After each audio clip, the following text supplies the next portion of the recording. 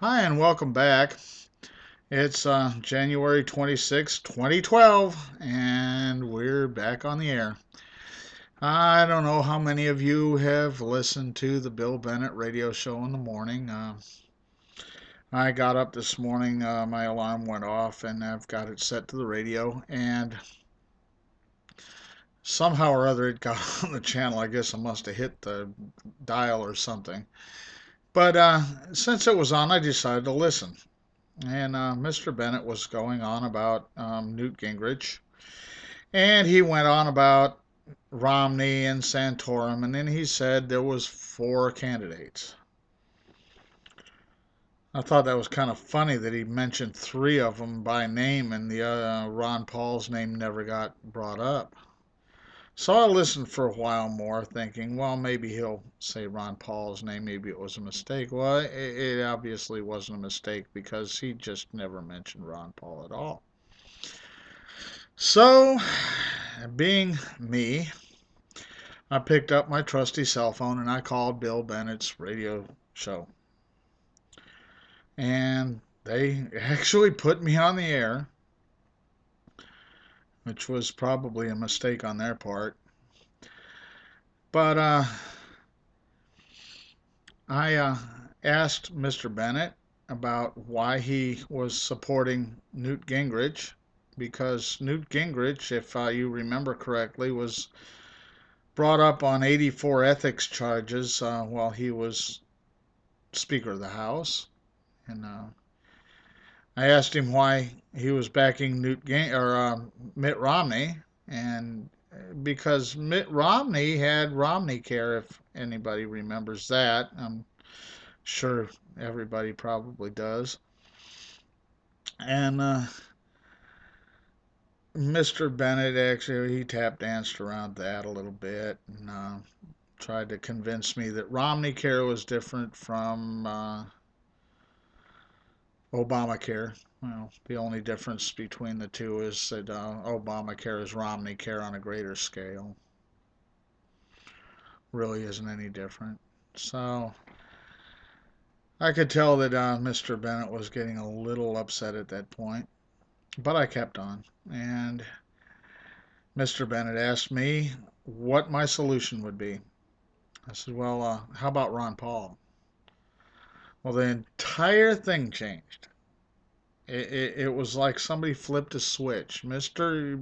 Bennett went from being cordial to lecture mode. His voice changed. He seemed agitated. I enjoyed that immensely. But he wouldn't let me get a word in edgewise. He went off on the defense thing, which people, we don't need half the defense that we have in this country. The defense budget is not a defense budget, it's a military budget.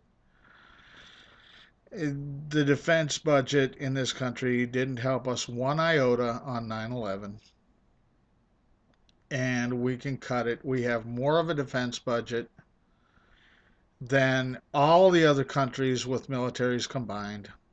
Combined, not separately, all together combined. And we can cut.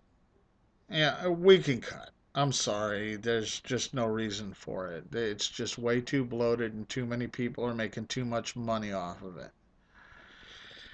And then Mr. Bennett went on, and everybody, as you know, Mr. Bennett used to be the drug czar, kind of USSR-ish, maybe Russian kind of connotation to that.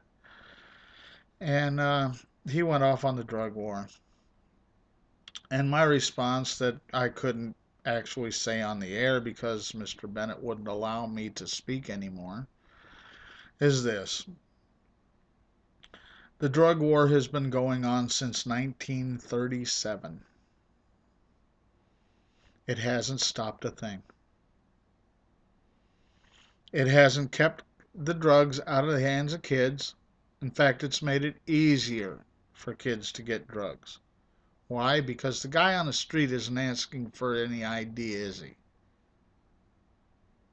The guy out there that's selling the booze, he's got to ask for ID, doesn't he?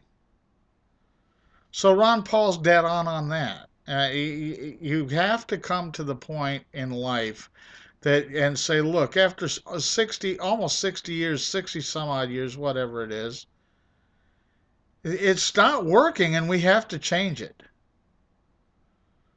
So that's my response to Mr. Bennett. And if Mr. Bennett wants to go into it farther, he can contact me. He has my contact numbers. I have emailed him. I emailed Mr. Bennett today. He's got all my contact numbers. He knows where I am. And I would be glad to come back on and debate the issue with him. But if you don't hear from me on the radio show, well, you'll know why. And y'all have a great day. I'm going to enjoy this beautiful weather we have down here in Gainesville, Florida, and hope y'all are having a good one. And stay warm wherever you're at. Take care, and we'll talk to you next time.